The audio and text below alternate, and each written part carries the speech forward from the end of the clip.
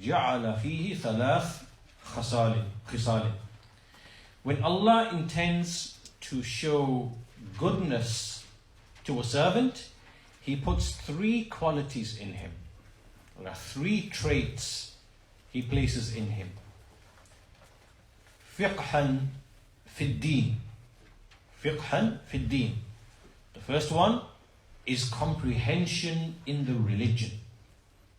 Comprehension in the religion. And obviously this is based upon the hadith of the Messenger of Allah. Then he said, وَزَهَادَةً فِي الدُّنْيَا. وَزَهَادَةً فِي الدُّنْيَا. Which is that he only takes from the world what he needs. To only take from the world what you need, right?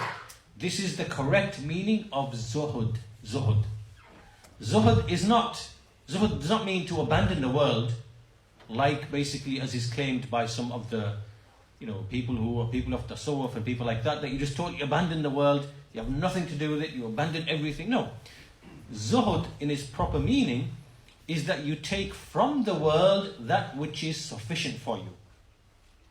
It doesn't mean completely abandon the world now live in poverty and live in, it means take from it what you need and then devote yourself to religion, to ibadah, to worship, to istighfar, right? Take from the world what you need. So the second trait is وَزَهَادَةً فِي الدُّنْيَا. And the third one, وَبَصَرًا بِعُيُوبِهِ. To have insight into his own flaws and his own mistakes, like his flaws in his character, his being, which he can attend to.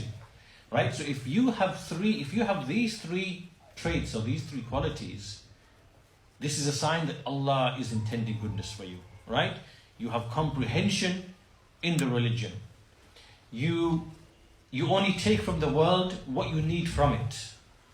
Right? You're not engrossed and preoccupied in the world, chasing riches, chasing this, chasing that. But you take from it what is sufficient for you and your family, right? And so, and then you attend, you spend your time wisely thereafter in worship.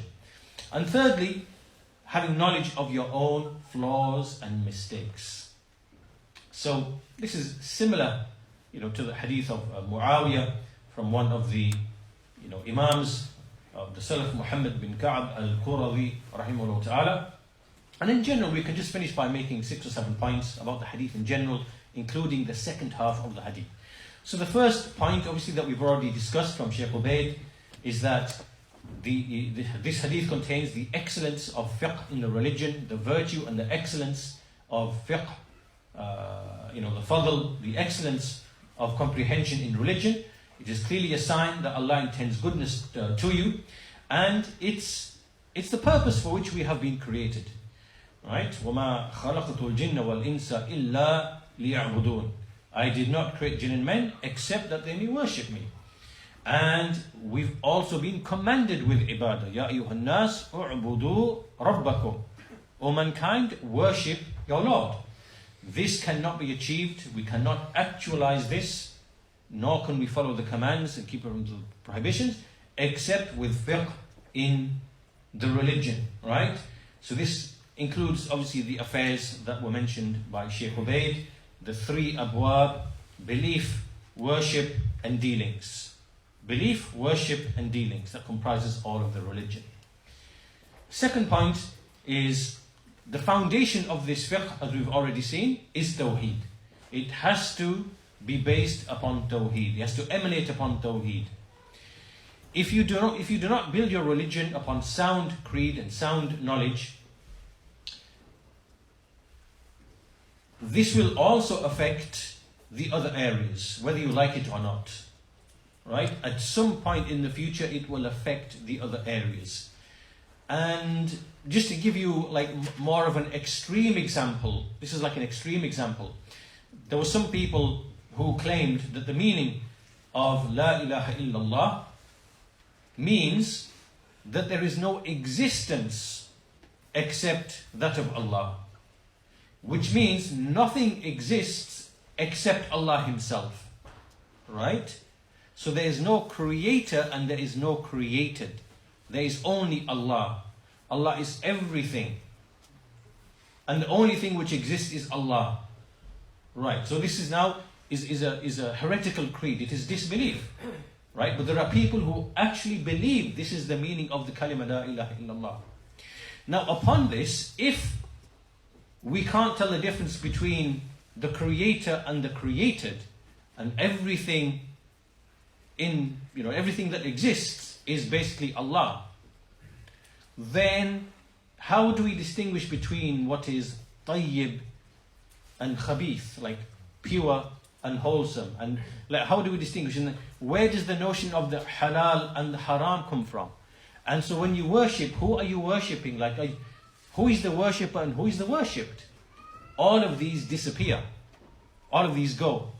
Right? And so therefore now there is no sharia. There is no halal. There is no haram.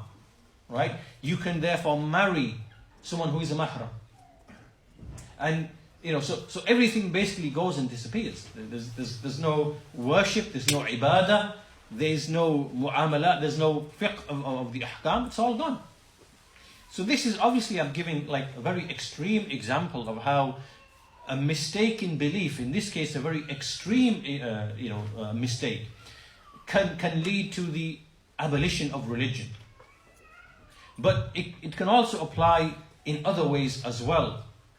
For example, Greek logic was entered into fiqh, jurisprudence, and this corrupted many elements of jurisprudence, through the use of logic. Because some of the people of Kalam, Ahlul Kalam, like Al-Ghazali and people like that, they spoke of the necessity of knowing, logic and philosophy or whatever, to use it as a tool in fiqh.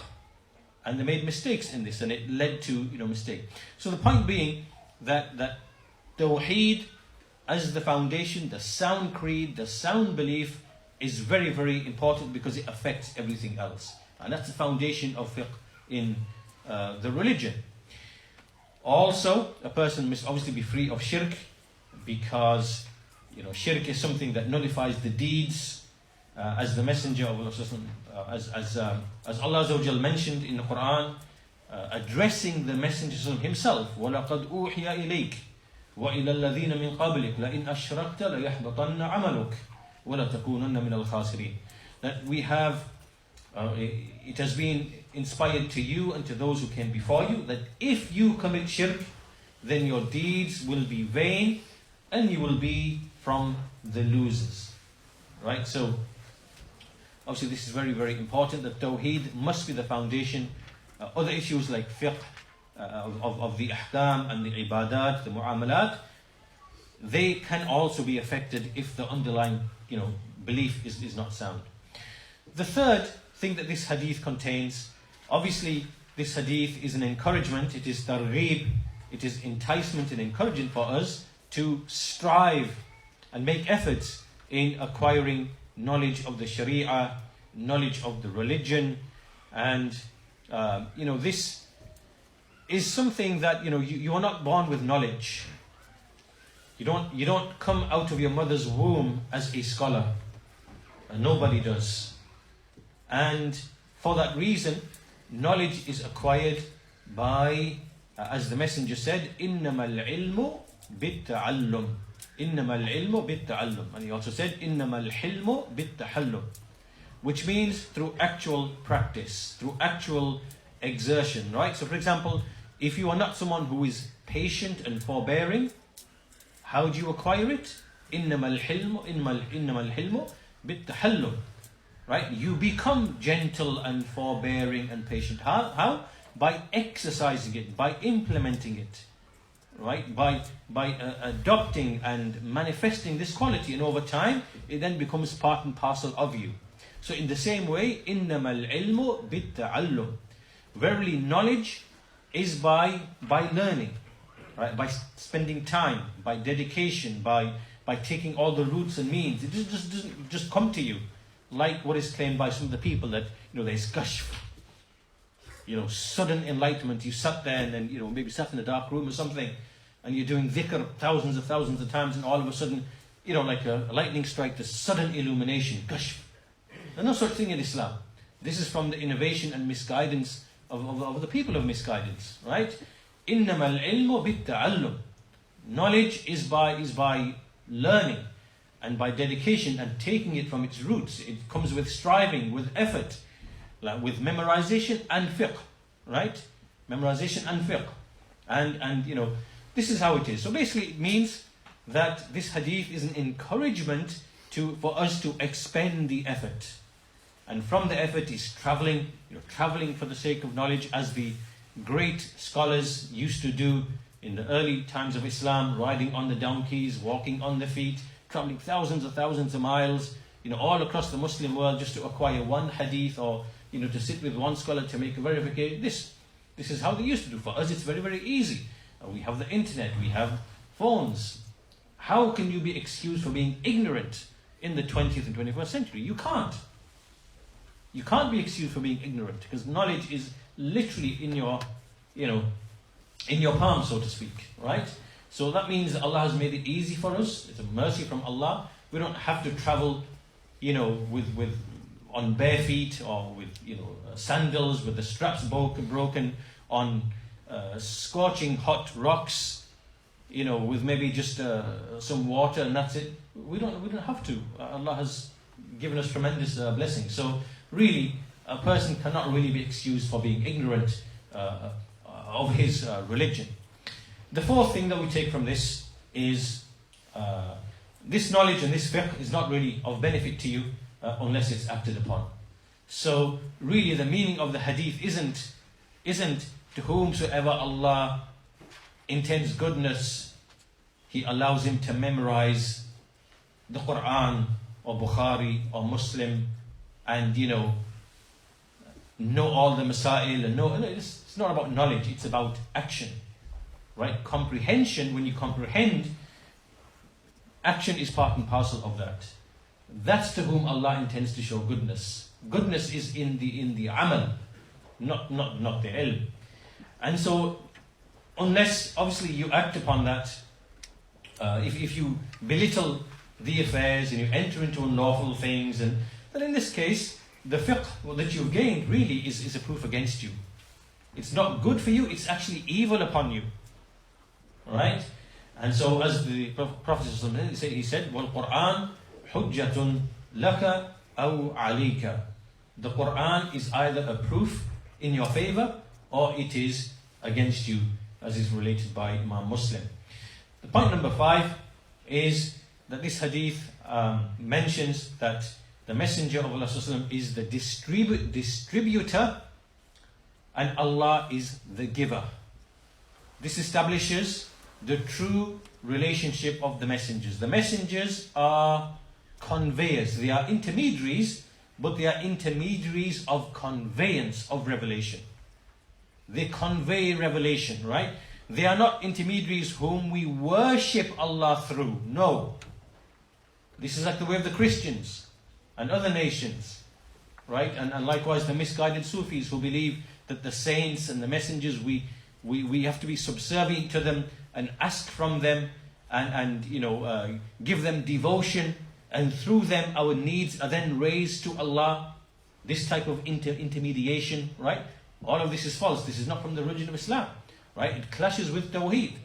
The messengers are distributors of the revelation that Allah revealed to them, right? They are men, righteous men, truthful men. They convey revelation. They are infallible. They do not make mistakes in conveying the revelation, right? And so they are intermediaries of information and knowledge of revelation. So, وَإِنَّمَا أَنَا قَاسِمٌ وَاللَّهُ يُعْطِي. I am the distributor and Allah is the giver. Allah is the one who gives, right? So Allah reveals His knowledge, the Quran, His speech, and all of the understanding of the religion, the rules, and so on and so forth. And then also point number 6 is that we see that in this hadith, towards the end of the hadith, is glad tidings that there will always be a party or a group that holds fast to the Quran and to the Sunnah, which is devoid of deviation and misguidance and innovations and newly invented affairs. And despite the fact that there will be many, many groups and parties and sects present, there will always be people who will be upon the truth. Sometimes those people might be together in a certain location. Other times they might be separated in different locations, right? It doesn't mean that they have to all be in one place or one location. This varies. This can vary. The situation can vary from time to time, place to place. But there will always be people upon the truth who are holding fast to the deen of Allah Azza wa Jal. And we know that this will always remain. We also know in another hadith, with a similar wording, لا تزال طائفة من أمتي ظاهرين على الحق لا يضرهم من خذلهم ولا من خالفهم حتى يأتي أمر الله. There will never cease to be a party or a group from my nation manifestly upon the truth. They will not be harmed by those who oppose them and those who abandon them, who desert them, until the affair of Allah arrives. And so this here is, the aided group, and there are other hadiths which are also mentioned, the saved group and Ahlul Sunnati wal Jama'ah, and different names. They're all synonymous. They carry the same meaning. That there will always be people upon the truth, upon the religion, as the Messenger of Allah, as he brought it, and they will not be harmed by those who oppose them or desert them. In the presence of great deviation, misguidance, splitting, separation, many sects, many parties, many groups, all, saying what they are saying. There will always be the truth. It will always be available. This is unlike the religion of the Yahud and the Nasara, because they don't have the means anymore to go back to find out what was the authentic religion of Musa alayhi salam, what was the authentic religion of Isa alayhi salam. They don't have that anymore because that's corrupted. But with Islam, there is the Quran, and there is the Sunnah, and there is the way and the understanding of the righteous Salaf, right? And that is the criteria.